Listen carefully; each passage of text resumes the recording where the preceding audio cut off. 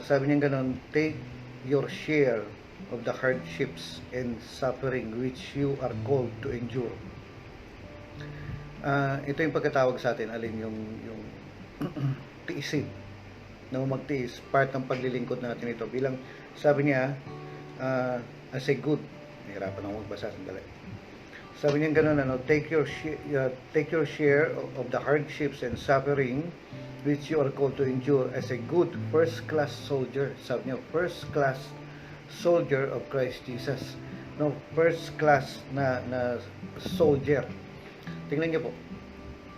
Hindi ka tinawag, ulitin ko po, hindi ka tinawag na tanod lang. Hindi ka tinawag na taga-awat ka lang o kung sabihin natin na security guard ka lang ng isang maliit na simbahan. No, tinawag tayo pong security guard ng buong mundo.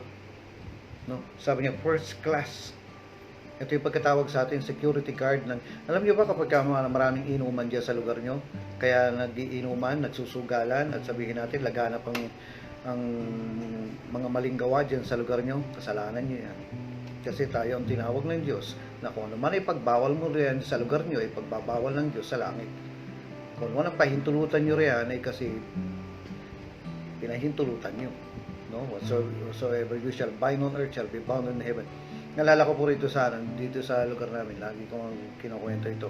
Meron pong inuman dito eh. Yung hindi ko alam kung anong tawag doon, yung bistro ata ang tawag rin. Basta ang dami nila sa isang parking area, nandun yung napakaraming inuman. Eh, every time uuwi ako noong unang panahon ay lagi ko may alak, may beer, ganyan, tapos nakapaligid yung mga tindahan ng mga beer diyan, nag-happy silang ganun rin. Every time dadaan ako, magbabind ako, ikaw na demonyo ng paglalasing, ikaw na demonyo ng alak, sa mga lumayas ka sa lugar na to. Papasok ito rito sa amin, noon sa parting labas naman. Ayun, tataka ko, hindi ko alam kung gaano katagal, basta dadaan akong, every time dadaan ako, ibabind ko na, ibabind. Tapos meron pa rito sumisigaw sa tabi namin, no? Ilang kalsada lang yan eh, may dun sa labas po nitong boundary namin. Meron yung tuwing madaling araw yung Muslim, yung trompeta ng Muslim. Nagkagaganon yung mga Muslim eh. Ito minsan matutulog na ako pagka alas 5 ng madaling araw, naririnig ko nag-iingay nagagawin ibabahin ko na paulit-ulit lang. Alam niyo, before mag-pandemic yan, nawala eh. Sabi ko, ganun pala. Ngayon, kung bumalik ulit yun, di sisimulan ko na namang ibahin kasi kung ano man ay pagbawal mo rito sa lupa ay pagbabawal sa langit. Kung laganap ang lasingan at saka yung mga maling gawa riyan sa paligid niyo ay kasalanan niyo. Kasi tayo ang tinawag na maging first class na sundalo ni Kristo sa Nagsisimula yan sa lugar natin at every time magpe-pray ka, ikaw magpupulis sa buong mundo. Kaya nga, sa palagay nyo ba, hindi ito pipigilan ng kaaway? Talagang nahadlang ka, bibigyan ka niya ng sari-saring problema, parang sari-sari store na kung nung mga ibabato sa iyo ng kaaway, pero you have to endure. Kailangan mo magtiis ng hardships. Minsan gagamitin niya yung kasama mo, gagamitin niya yung kung sino man riyan. Ito, ang kalaban natin hindi tao, kaya huwag mong titingnan yung taong yun na lagi nalang kontra sa iyo. Ginagamit lang siya, katulad mo na ginagamit ng Diyos, pero siya ginagamit siguro ng kaaway. Ngayon, hindi tayo tinawag na labanan siya, kasi ang kalaban natin, ulitin ko po, ay hindi tao, hindi siya yan. May espiritu na, i-bind natin, rebuke natin yung mga espiritu niyan. Ulitin ko, kung nangyayari itong mga ganitong bagay sa paligid natin, kasalanan mo. Kasi ano man pahintulutan mo rin sa lugar nyo ay pahintulutan ng Diyos. Ngunit kung ano ipagbabawal nyo ay ipagbabawal din ng Diyos. Okay, balik tayo rito sa Tagalog, no? Kasi itutuloy po natin ito. Last session ko siguro ito, no? Hindi naman ito abutin ng mga 6 o'clock, no? Siguro hanggang 5:30 hanggang kinabukasan, no? Joke lang. Sabi niya gano'n, magpakasakit ka, no? Magpakasakit ka tulad ng isang mabuting kawal ni Kristo Jesus, no? Tinawag tayo na maging mabuting kawal. Ang ibig sabihin pala ng mabuting kawal ay first class, no? Hindi ka pipitsugin lang, hindi yung pulis patola lang, hindi yung aanga-anga lang. Ang design sa atin ng Diyos ay maging first class na sundalo. Wow, ha? Talo mo pa yung mga matataas na rangko o classification ng mga sundalo dito sa buong mundo, tulad ng mga Navy SEALs. No, pag-aralan niyo po, yun, mapapanood sa YouTube yung mga training nila. Kakaiba. At alam niyo po, doon sasabihin natin na mga 15 na mag-exam na na yung testingin sila ay halos kaunti lang ang nakakapasa. Bakit? Kasi hindi nakakapasa sa endurance. Yung iba, ito po, yung iba doon sa mga Navy SEALs ay sumusuko. Hindi na nakakayanan. Kaya, kumbaga parang pangatlong araw pa lang nila, wala na. Yung iba, 2 araw pa lang, wala na, laglag na eh. Bakit? Kasi hindi makatiis sa hirap. At yung training po na ibinibigay sa ay pasensya na rin sa aso namin, no? Protective siya rito sa paligid namin, no? Eh, mabuti pa nga yung aso kasi territorial yan. Ngayon, kapag kami nakikita ka ng hindi maganda rin sa teritoryo mo, ay tumahol ka na. Alam mo, siya nga pala, nakalagay po rito sa, I think sa Ezekiel yan, sabi niya, ang mga tagapanalangin ko ay mga asong hindi marunong tumahol, no? Basahin niyo po yan, i-search niyo po rin, ay sa Ezekiel yan, sabi niya, watchmen, yung mga watchmen, yung tagapagbantay, mga, sabi na, mga, yung watchmen ko ay mga aso na hindi marunong tumahol, nandyan na yung danger of, wala lang, tutulog-tulog, no? Hagisan mo ng hagisan mo ng, ano po, nako, kailangan ko ba sabihin ito? Alam niyo, isang problema po ng mga, ng mga pastor sa buong mundo, ito po hindi nila masita yung giver. Hindi nila masita yung yung lagi nagbibigay sa kanila. Na kahit na sabihin natin nangangalunya na yan, nasa adultery na yan, gumagawa na ng kamalian niya, pero kasi malaking type, tsaka lagi silang binibigyan, hindi lang masita-sita. Eh, sabi nga po, i-check ko po, i-post ko na lang sa Facebook yan, na ang mga taga-panalangin ko, mga taga-bantay ko, yung watchmen ko, no, yung nandoon sa tore, nandoon sa tower, na tinitingnan niya kung malapit na yung kaaway, sabi niya, mga aso na hindi marunong tumahol. Aso po ang ginamit niya ron, hindi marunong tumahol. Sabi niya, magpakasakit ka tulad ng isang mabuting kawal ni Kristo Jesus. Nalala ko po dati yung yung isang miyembro po, paano ko masasabing miyembro, kasi member nga, natawa ako, no. May makwento ko lang sa inyo. Mabait siya, mabuti siya, kaso itong problema niya, nag-open siya sa akin ng love life niya.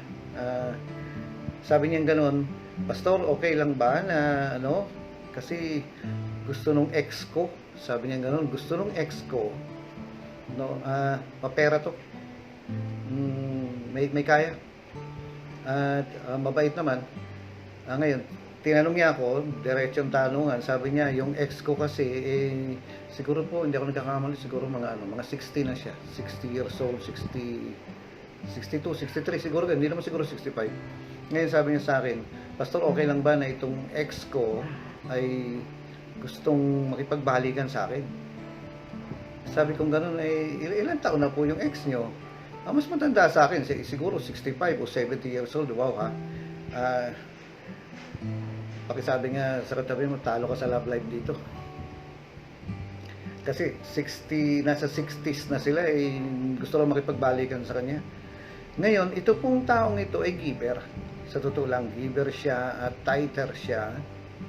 At napaka matulungin niya sa simbahan. Ngayon, bigla niya akong tinanong na sabi niya, itong ex ko, byuda na siya, byuda na. May nagkaroon siya ng mga anak, may apo na nga, byuda siya, tapos sabi niya gusto makipagbalikan sa kanya, paano kaya yun? Gusto ko rin namang pumayag, niyayaya na raw siya na magsama sila. Mga lola na to ngayon. Ito pong nangyari. Ngayon, di tinatanong ko, sabi kong gano'n sa kanya, asa po yung yung ex niyo ay nasa probinsya. Ngayon, niyayaya niya ako na magsama na lang kami sa isang bahay. No? Alam na po ba ng mga anak niyo to? Sabi kong gano'n. Sabi niya, hindi, sasabihin ko pa lang, sa'yo ko nga lang unang sinabi. Sabi niya sa akin gano'n. Ngayon, di-interview ko, sabi kong gano'n, yung mga anak po ba niya, payag? Sabi niya, hindi, wala pa nga akong pinagsasabihan, wala pa rin siya pinagsasabihan tong ex ko, sa'yo ko pa lang kinukonsulta. Sabi kong ganun, ilan taon na po ba kayong byuda? Matagal na anak. Sabi niya sa akin, matagal na akong byuda. Yung pong ex nyo, no, byudo po ba siya? Ayan, hindi siya sumagot. Sabi niya sa akin, yun nga pastor kasi buhay pa yung asawa. No? Ha? May asawa? Sabi kong ganun. Buhay pa? Oo, kaso lagi sila magkagalit na magkasama po sila sa isang bahay. Sabi niya, minsan nagsasama sila, ganun, umuwi, pero may iba lang yung asawa niya ay nakatira na ron sa anak nila, at siya nag-iisa na lang minsan umuwi asawa niya, ganun. Pero magkagalit sila palagi. So sa madaling salita po, sabi ko, hindi siya byudo, kasal pa rin siya, no? Yung nga lang, hindi niya kasundo yung asawa niya. Parang ganun na nga lang, tinatanong niya ako. Ngayon, ito po. Pag sinabi kong bawal po yan, ayaw ng Diyos yan, hindi na yan magbibigay. Hindi na yan mag-cooperate. Hindi na yan magta-type. At ito pa, baka hindi na a-attend. Kasi, ang tendency po ng mga ganitong mga klase, hahanap yan ng ibang church na tanggap sila. Hindi ba ngayon meron ng simbahan ng mga tomboy bakla? No? Bakit kasi hindi sila matanggap? Ewan ko ba naman kung sino yung Diyos nila ro, kasi yung Diyos ko binabawal yan eh. Hindi tanggap ng Diyos ko yung tomboy bakla eh. Pasensya na. Hindi kasi yung Diyos ko, no? Hindi siya payag na naglalasing tayo. Ewan ko yung Diyos nila. Ngayon, sabi kong gano'n, iniisip ko, ito po mabait siya kung sa mabait. Very supportive siya. Pero pag sinabi ko na mali po yan, mapupunta kayo sa kasalanan, hindi po kayo tatanggapin ng Diyos. Siyempre, tendency nito, hindi na magbigay, hindi na umaten, at hahanap ng simbahan niya na kung saan tanggap siya. Ayan. No? Nalala ko po dati may kakasalin po dapat ako hanggang sa pupunta na po kami rin sa probinsya, parang 1 linggo na lang. Malaman lamang ko yung pong ikakasal ko, yung palang mapapangasawa niya kasal sa iba. No, hindi na void, hindi na annulled, kasal pala. Nung sinabi niya sa akin, sabi niya, paano kaya ito, pastor? Sabi ko, kung kasal yan, lalabas sa record yan. At kapag kinasal ko yan, at nausisa yan, nabuksan yan, naimbestigahan yan, matatanggalan ako ng lisensya. Kaya sabi ko, nako, hindi ako pwedeng magkasal, 1 linggo na lang.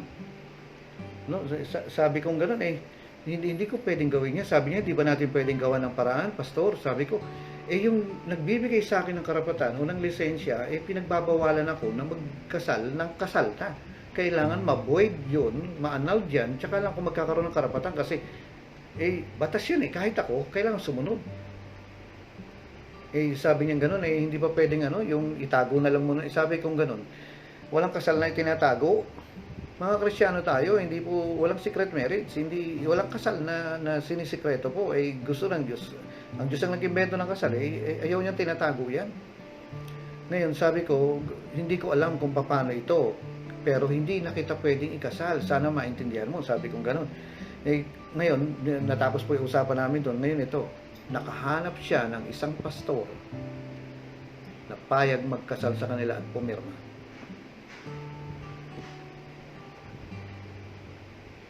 Nagulat ako ngayon.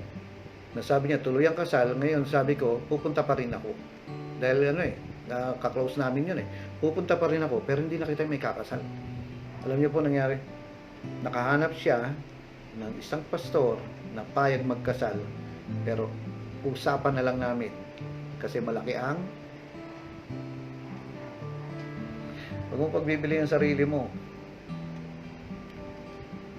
Pumayag yung pastor na isugal yung lisensya niya kasi bawal yun, matatanggal lang kami ng lisensya sa pagkakasal kapag nagkasal ka ng kasal na, bawal yan. Sinugal niya, pinagbili niya yung lisensya niya sa malaking halaga. Dapat ang lingkod ng Diyos ay hindi nakukuha sa ganyan, no? Alam niyo ba si Pablo, sabi niya, doble ingat kami pagdating sa na ayaw namin mapupulaan kami dahilan sa ngayon, balik po ako rito sa sa ano po ito, dito kay Lola na gusto nang magsama, diniretso ko na po sa maayos, may pag-ibig, mahinahon na paraan, no? Kasi ayoko ma-broken hearted si Lola. Ang sabi ko, pasensya na po, hindi ko po kayong masasang-ayunan riyan. Kasi may asawa po yun. Adultery po ang mangyayari. Hindi ko po pwedeng sang-ayunan yan kasi hindi sumasangayon ng Bible. No? Ngayon talagang nagpupumilit siya, pero sabi ko, pasensya na po. Kasalanan po yan papasukin nyo at hindi po ko pwedeng sumang-ayon dyan kasi ang katwiran ko po ay katwiran na ng Bible. Hindi ko pwedeng sabihin yung katwiran. Gusto ko po yung hangad ko po, yung kaligayahan nyo. Kaso, hindi ko po pwedeng labagin yung nagbibigay sa akin ng karapatan mag-advise. Ang Panginoon yun, ang Biblia yun. At biblical po tayo, may asawa po yun. Hindi naman na sila nagsasama talaga nagkikita lang sila. Kahit na po, kasal pa rin yan. Sa harapan ng gobyerno, no, at sa harapan ng Diyos, kasal pa rin sila. Hindi ko po kaya na sabihan po kayo na sige, okay lang. No, kasi, ito pa, pareho silang born again. Yung mga sa katabi mo, pakasal na tayo, pareho naman tayong born again. Kahit lalaki yan, o kahit babae.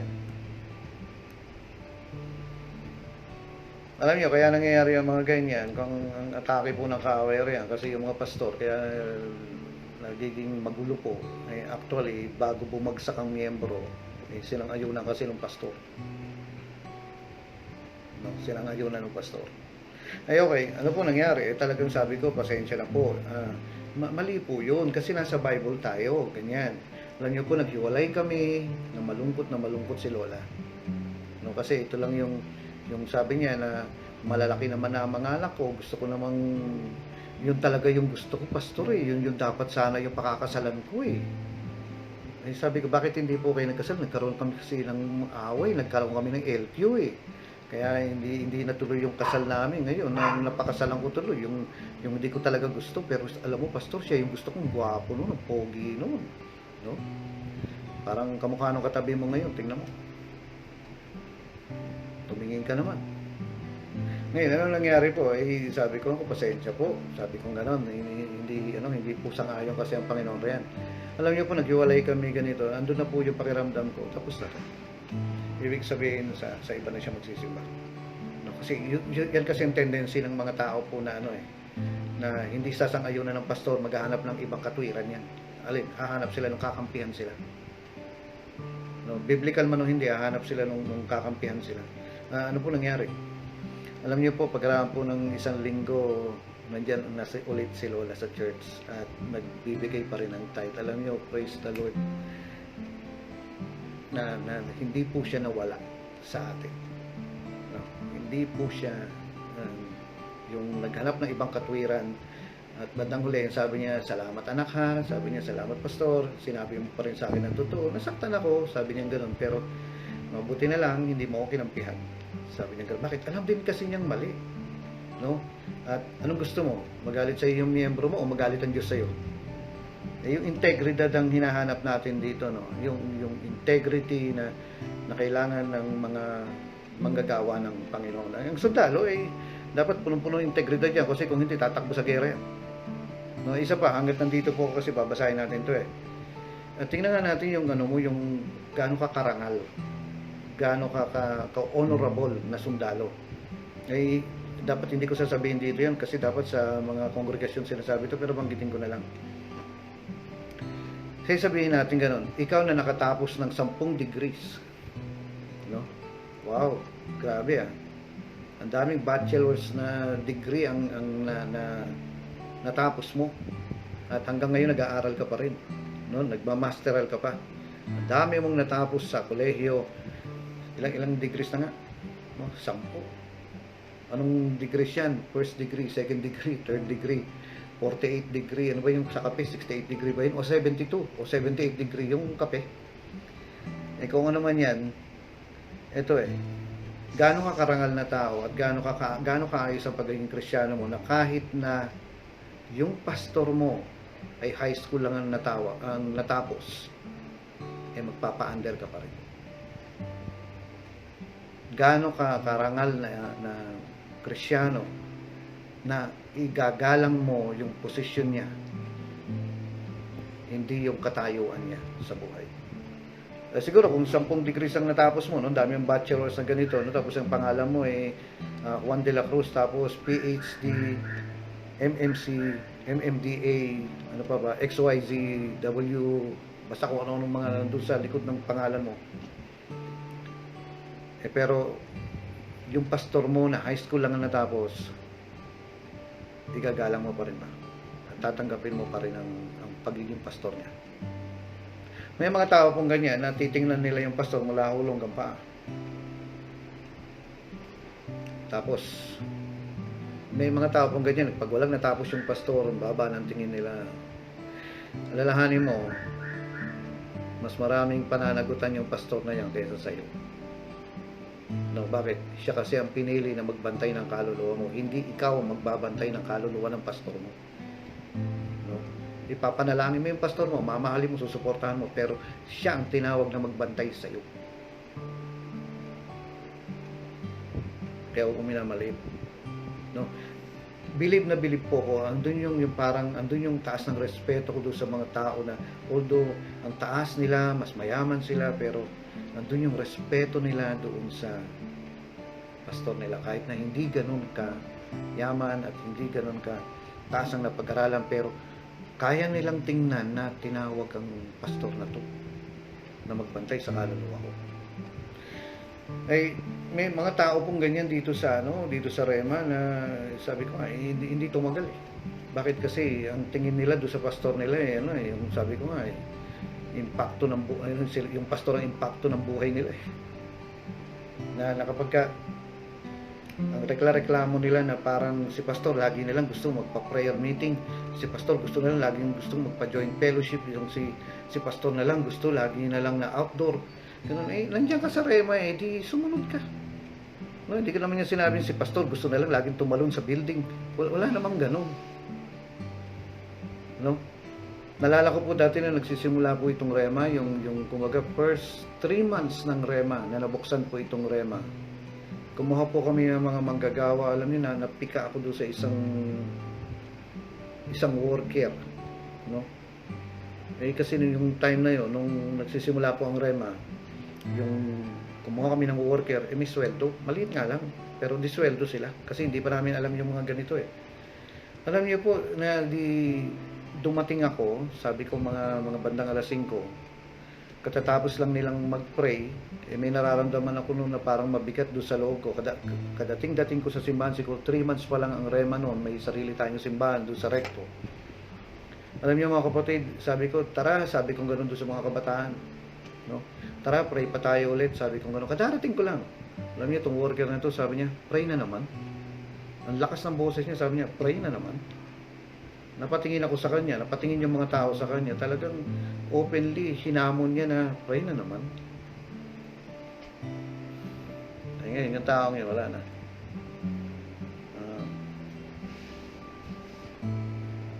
Gaano ka ka-humble sa Panginoon na kaya mo mag-humble sa lingkod niya. Ayun eh. Kasi ulitin ko po, may mga tao po na ito yung program nila, hindi naman masama, bakit hindi ka na lang sumunod? Kung mo ba hindi nakatapos yan? Kung mo ba sabihin natin, hindi ganun kayaman yan? Baka nga hindi pa nakatapos ang high school yan eh. Pero siya ang tinawag ng Panginoon. Kaya mo bang magpakumbaba sa Kanya? Kaya mo bang mag-humble sa Kanya? Yan yung isang bagay na gaano ka ka-humble sa Panginoon, gaano ka ka-submissive sa Panginoon na kaya mo mag-submit doon sa pastor niya. Lalahanin mo, siya ang tinawag, hindi ikaw. No? At kung mapaglilingkuran mo ang pastor na to, yung anointing niya tatransfer sa iyo at magpapastor ka rin. Yung isang bagay na dapat po ganun yung respeto natin eh. Kasi alam niyo po si Cayapas, no? Bibilisan ko to. Si Cayapas, yung high priest ng unang panahon, no, yung high priest ng templo noong time ni Jesus, Cayapas ang pangalan nito. No, kung kayo magkakaanak, huwag niyo ng pangalan ng Judas at saka Cayapas at Habakuk, hindi maganda pakinggan, no? Si Cayapas, corrupt ito, maloko, hindi honest, corrupt siya, at saka may mga internal motive siya ngayon. Isa siya sa mga kumukontra kay Jesus, na ano siya, yung palaban siya sa mga, basta palaban siya sa kay Jesus. Alam niyo mga kapatid, dito ang pwedeng mag-offer ng ultimate sacrifice, yung once a year na sacrifice sa Panginoon, ay yung high priest. Alam niyo ba sino nagpapatay kay Jesus? Si Caiaphas, yung high priest. Ngayon, ikaw ba, pakikinggan mo pa rin ba yan? Igagalang mo pa rin ba yung pari na yan, si Caiaphas? Ganun nga siya. Ngayon, may magsasabi po na hindi ko gagalang yan. Bakit? Kasi loko-loko Excuse me for the term. Kasi kalaban niya si Jesus Pero ito po, i-check nyo, ginalang siya ng Diyos Ama. Hindi yung pagkatao niya, kundi yung posisyon na ibinigay sa kanya ng Diyos. Kasi ang high priest lang ang pwedeng mag-offer ng sacrifice, at si Caiaphas ay high priest nun. Siya ang nagpapatay kay Jesus. No? In-offer niya si Jesus. Kontra nga si sino ba yung governor nun? Si Pilato. Against nga siya kaso wala na lang siyang magawa. Tinanggap pa rin ng Diyos yung sacrifice ni Caiaphas. Kaya hindi yung pagkatao niya, kundi yung posisyon niya. Maaring magbiro kayo mga pastor, pero pag nasa pulpito niya, huwag mong sinasagot-sagot. Dapat nandun yung respeto natin, kasi kikidlatan ka. No? Alam niyo ba yung term na sa Galatia chapter 6 ata ito, verse 7, na kung anong itinanim, siya ring aanihin. Alam niyo mga kapatid, ang nakalagay doon, basahin niyo po. Tinutukoy niya, anumang itatanim mo sa pastor ay aanihin mo. No? Salawikain yun, pero ang talagang tinutukoy ng Bible doon, anuman ang itatanim mo sa pastor mo ay aanihin mo. Basahin niyo na lang. Ngayon, ituloy po natin ito sa verse 4, no? Okay. Sabi niya, ang isang kawal ay hindi dapat makialam sa mga bagay na walang kaugnayan sa pagiging kawal. Huwag ka nagkakaroon ng kung ano-anong pangarap. At huwag ka nakikichismis kung sino ang asawa nung artistang ito, no? Na nagkakawatak-watak na raw ang BTS. Huwag kang nakikialam rin. Mag-stick ka dyan sa baka mamaya ang gagawin mong gano'n. Pupunta ako sa Korea, magbabakasyon muna ako, Pastor Boy. Anong gagawin mo sa Korea? Gusto kong sumakay dun sa tren. Anong tren? Yung papunta sa Busan. Praise the Lord kung magkaroon ka ng chance. Pero yung makikialam ka sa mga bagay na walang kaugnayan sa pagiging kawal, i-conserve mo yung energy mo dyan sa paglilingkod mo. No? I-confine mo na nakakonsentrate ako dito. Ako rin naman po nagpe-Facebook at minsan nanonood po ako ng yung magagandang mga palabas sa YouTube, no? Pero kumbaga, hindi ako makikipagtalo rin na kumbaga makikipagdebate pa ako kanina. Basta dito lang ako kay Lord. No, ang isang kawal sa verse 4 hindi dapat makialam sa mga bagay na walang kaugnayan sa pagiging kawal. Mag-stick ka, mag-stay ka sa calling mo, sa anointing mo. Sa halip, dapat niyang sikaping magbigay lugod sa kanyang pinuno. Kailangan ang point ko rito yung paano ba to? Yung ginagawa ko ba nakakapagbigay ng lugod sa Diyos? Kasi sabi niya gano'n, magbigay lugod sa kanyang pinuno. Yung nakakalugod ba sa Panginoon yung ginagawa ko? Sabi niya, sikapin niyang magbigay lugod. Ang pinipilis mo rito, hindi yung binibigyan ka ng pera. No? Ay purihin ang Panginoon. Dahil alam niyo, marami pong giver dito. I praise the Lord. Nakalabas ako sa utang dahil sa mga giver na personal lang binibigay sa akin. Kasi wala akong kakayanan. No? Kinausap ng Diyos ang mga taong ito at pinupuri ko ang Panginoon at nagpapasalamat ako sa kanila dahil narinig nila ang boses ng Diyos, no? Tinataas ko sila sa prayer, lubos ako nagpapasalamat sa Panginoon dahil nakalabas ako sa utang. Pero sabi niya gano'n, no? Magbigay lugod, hindi yung ayoko ma-misunderstand dito Maraming salamat po sa mga taong ginagamit ng Panginoon, na nagpapagamit sa Panginoon. Pero may mga pastor kasi na napapatahimik parang politika na rin parang corruption din napapatahimik na hindi na lang sila sisitahin kasi nga nagbibigay hindi po tayo tinawag sa ganun. Ngayon sabi niya gano'n, Balikan ko po, ang isang kawal ay hindi dapat makialam sa mga bagay na walang kaugnayan sa pagiging kawal. Sa halip, dapat niyang sikaping magbigay ng lugod sa kanyang pinuno. Verse 5, hindi magtatagumpay ang isang manlalaro kapag hindi siya sumunod sa mga tuntunin. Kapatid, hindi ka raw magtatagumpay kung hindi ka susunod sa mga rules. No? At isa yan sa mga titiisin mo, yung mga rules na to na kahit nakakainis na, kailangan ko pa rin siya panalangin. No, kahit nakakainis na, kailangan ko pa rin tiisin. Sabi niya gano'n, hindi pwedeng Nalala ko yung tulad nito, no? Anong klaseng laro ba itong yung bola, pinag-aagawan lang, ano ba tawag rin sa laro niya? Yung dinidribble yung bola. No, yung talagang, yung sabihin natin, ilan ba sila? 10 ata sila sa court, no? Hindi ko alam yung laro niyan 10 sila sa court, 5 sa isang team, tapos pinag-aagawan yung bola. Alam, iniisip kong gano'n, bakit hindi na lang sila magbumili ng kanya-kanyang bola para wala nang nag-aagawan ng isang bola no? Para kung mag-shoot sila, okay, bumili rin sila kanya-kanyang ring para hindi sila, kasi nangyayari, nagkakasuntukan pa, di ba? Pagka nagbabalyahan pa, okay, napapaul pa, no? Tapos mamaya away na. Bakit di na lang sila bumili ng kanya-kanyang bola para magkakaibigan tayong lahat, no? Magkaroon tayong kapayapaan. Pwede ba yun? Hindi. May mga rules rin na kailangan mong tuparin para manalo ka. At ito po yung rules na sinasabi sa atin ng Panginoon, maging magpakasakit ka tulad ng isang mabuting first class na kawal ni Kristo Jesus. Sabi niya, isang kawal ay hindi dapat makialam sa mga bagay na walang kaugnayan sa pagiging kawal. Huwag mong inuubos yung oras mo sa mga telenovela, yung teleserye na nalala ko nga noong unang panahon, nakikipagtalo yung mga tao kung ano na raw nangyari kay Sangoku. Bakit daw ganito? Asan daw yung isang Dragon Ball nawawala raw? Naririnig ko, nagpupunta ako sa mga probinsya, narinig ko habang wala pang service, narinig ko, nag-uusap sila na nakikipagtalo. Ano na raw nangyari kay Vegeta?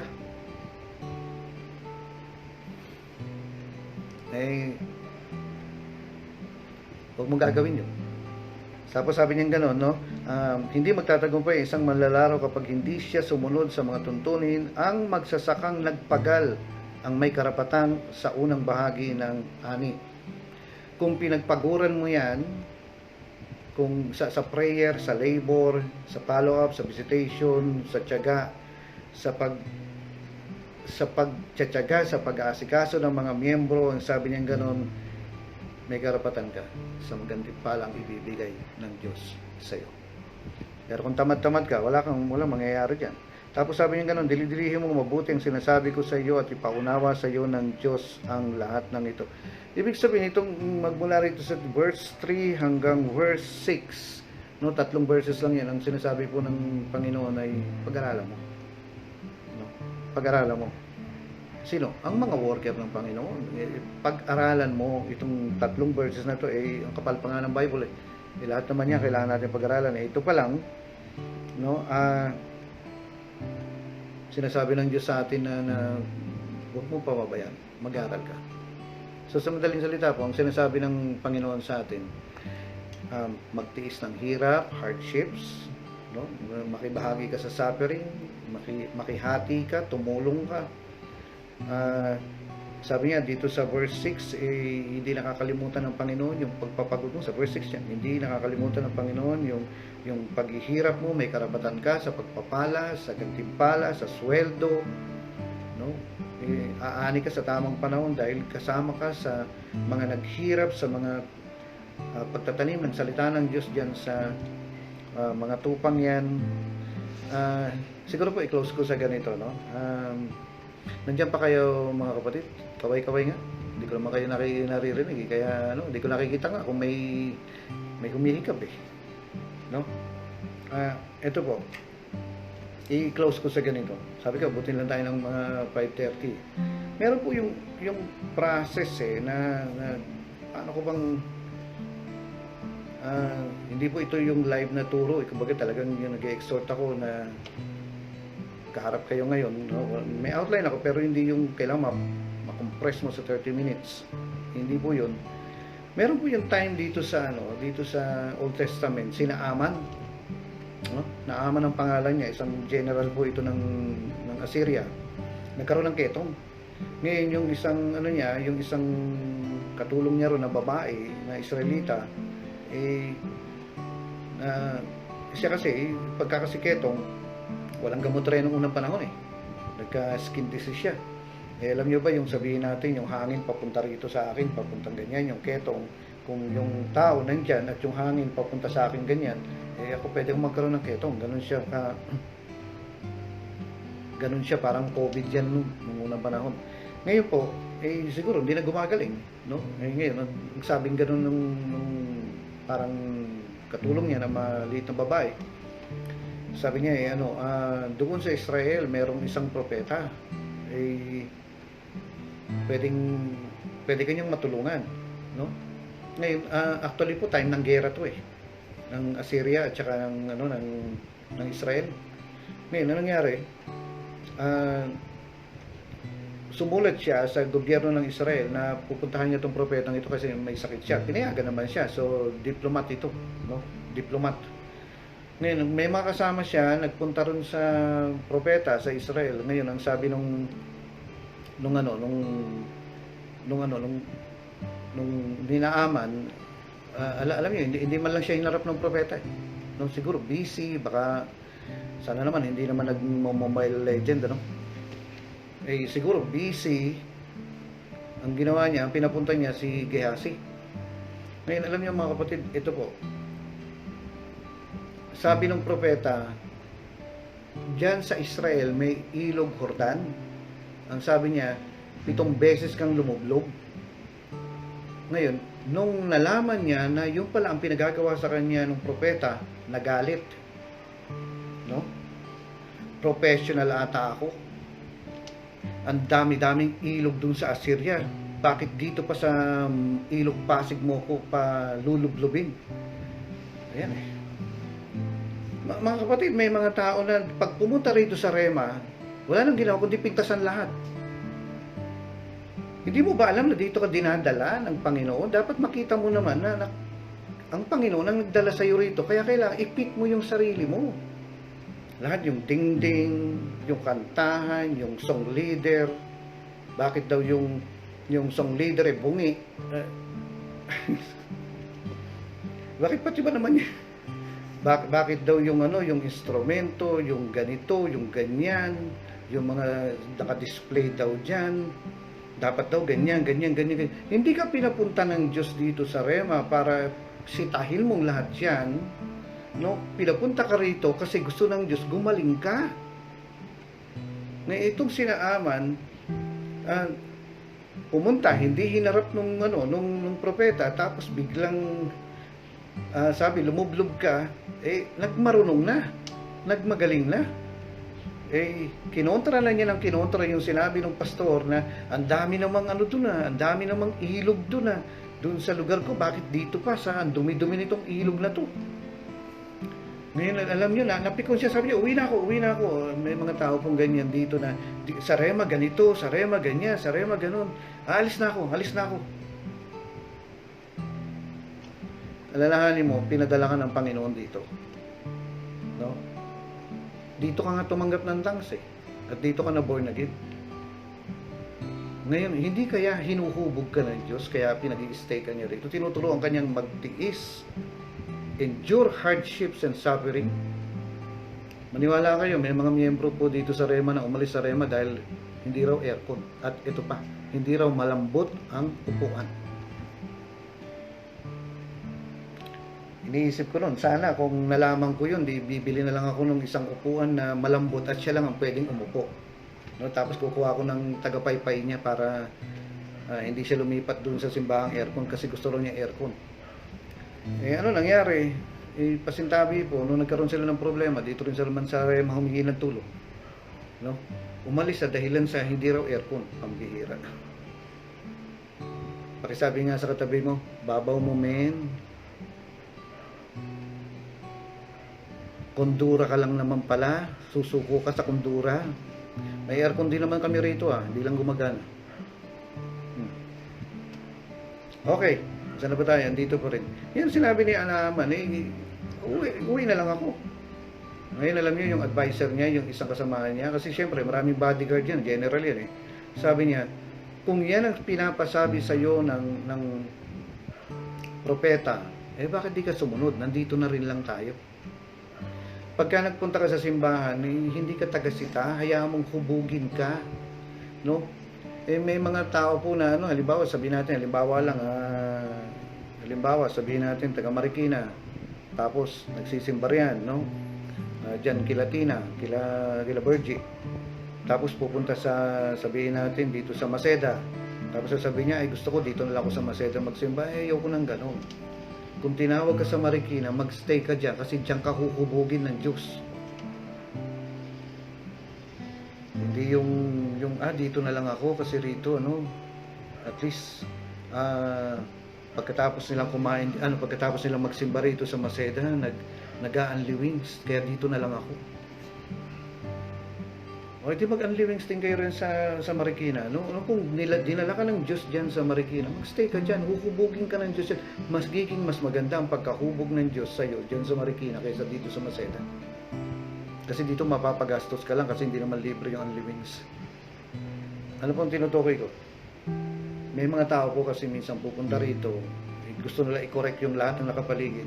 Dinala ka ng Panginoon riyan, gagamutin ka niya, ililigtas ka niya, babaptize ka niya sa Holy Spirit, at susuporta ka, hindi taga-sita. Suporta, hindi sita. Ano po nangyari kay Naaman? Ayun, kinausap siya nung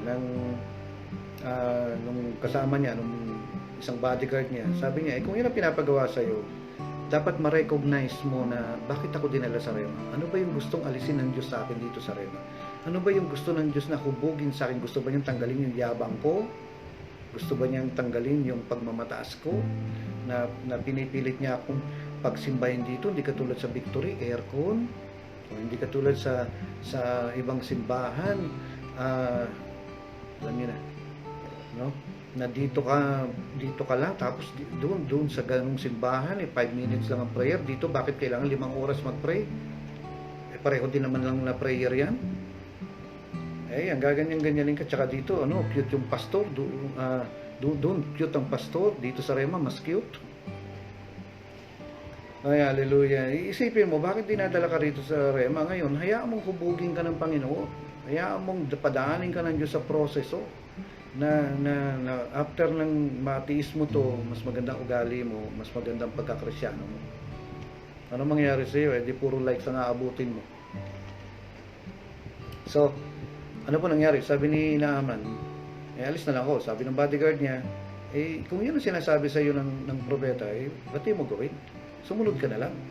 Alam niya, sumunod siya. Unang, isipin mo skin disease yan. Ang dumi-dumi ng ilog Jordan nung time na yun. Alam niyo mga kapatid, wala siyang pakialam Kumbaga, sumusunod ako.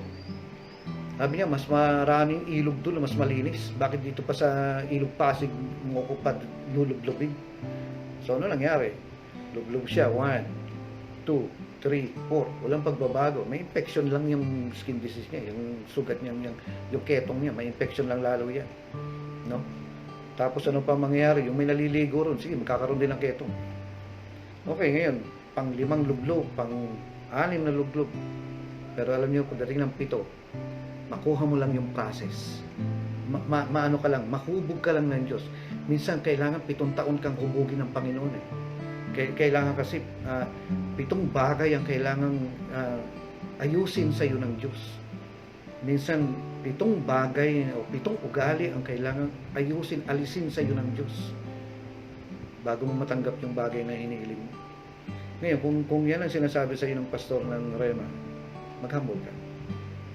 So, ano nangyari? No, ika-7 lublob niya, pag ahon niya, praise the Lord, wala na siyang sakit. Nakubog ka na ng Rema. No?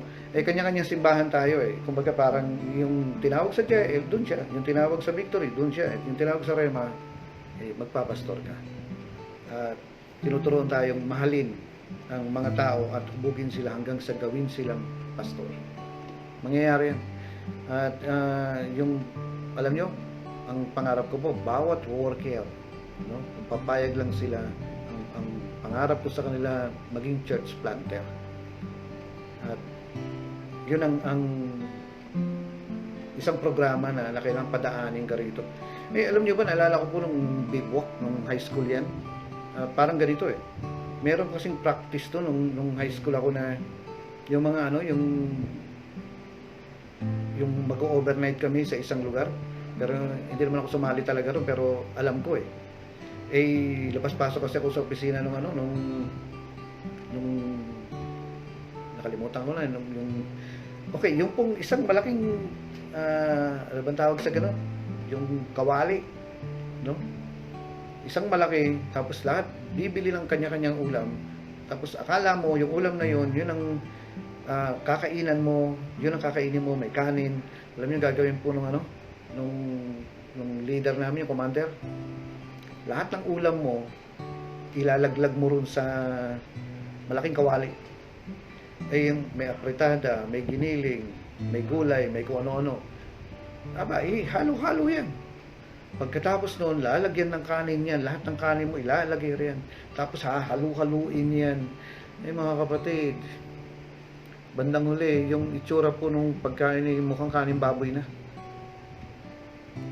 Tapos, nakapila kayong lahat riyan.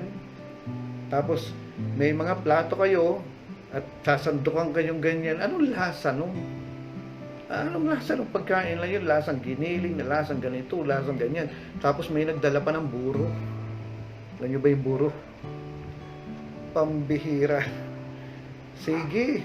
Niluluto yan, pinapainit nila yan. Kaya nangangamoy na raw yung burong ganyan na kumbaga, malinis naman, hindi naman nakakamatay. Kasi hindi naman nahawakan ng kamay o nalaglag. Galing doon sa mga plastic, na malinis yung pagkain. Yung nga lang, nung hinalo-halo na, mukhang kanin baboy na. Ngayon, may magre-reklamo.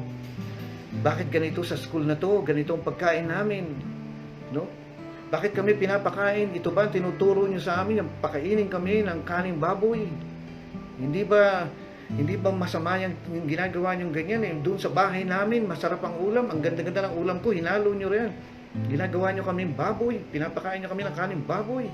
Anong tingin nyo sa amin? Oink, oink. Kapatid, hindi po ginawa yun na pinaghasama-sama yung mga pagkain doon para na yun ay papakain sa'yo. Tinitrain ka na hindi maging maarte. At dito po sa church, pinadadaan tayo ng Panginoon doon sa mga bagay na yun. Hindi naman permanente yan. Kasi tinitrain tayo na maging malakas, maging matatag, na at the same time, mahal mo pa rin yung mga tao. Anong ibig sabihin? Kasi pwede ka kasing tumagal sa gawain na wala kang reward. Ano ibig sabihin? Punong-puno ka ng inis punong-puno ka ng paghiganti, punong-puno ka ng galit na hindi mo tinatanggap yung katulad ni Naaman. Uwi na lang ako. Hindi po. Hayaan mong dumaan ka sa proseso. Tiisin mo yan. And later on, isa sa pinaka-anointed na pastor ng Rema. No? Marami kang madadalang kaluluwa rito. Gagamitin ka ng Panginoon dito katulad ni Esteban. At isa ka sa magiging example ng lahat na isang manggagawa na dapat gayahin dahil anointed ka, andun ang approval ng Panginoon sa iyo.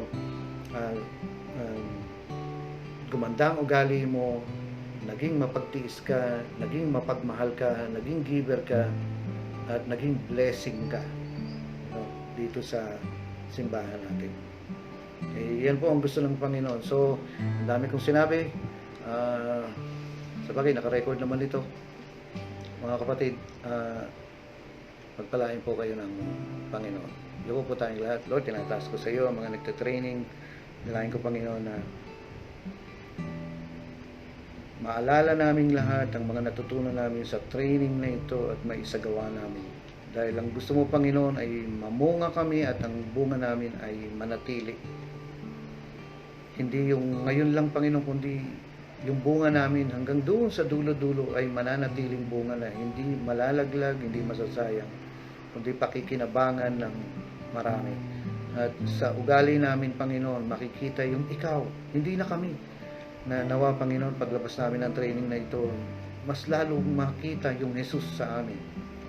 At maging pagpapala kami sa aming simbahan, sa aming pamilya, at sa aming paligid. Itong hinihiling ko, Ama, sa mga nag-training ngayon, sa pangalan ni Jesus. Amen. namin. So, praise the Lord. God bless you po. Kaway-kaway naman rin para kung ano. So, sa mga nasalamin po at sasalaminan pa, practice nyo yung suffering, no? Na makasurvive tayo sa suffering. Ay, okay po, binabalik ko po kay Pastor Rodel o kay Pastora Josie. God bless po.